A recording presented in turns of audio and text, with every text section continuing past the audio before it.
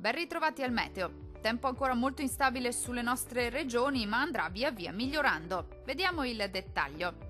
Sul Veneto tempo ancora instabile, con rovesci e temporali anche forti nella prima parte della giornata. Fenomeni comunque via via in attenuazione col passare delle ore. Qualche schiarita soleggiata in più al pomeriggio migliorerà ovunque entro la serata.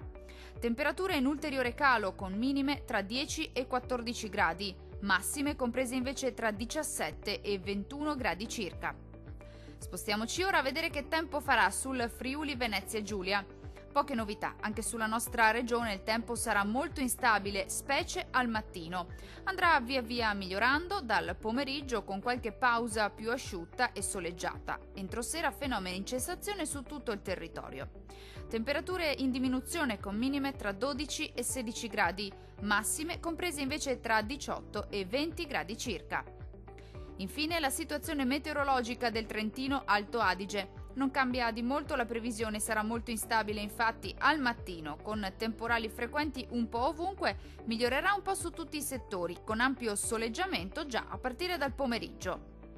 Temperature minime tra 11 e 12 gradi, massime attese invece intorno ai 23 gradi.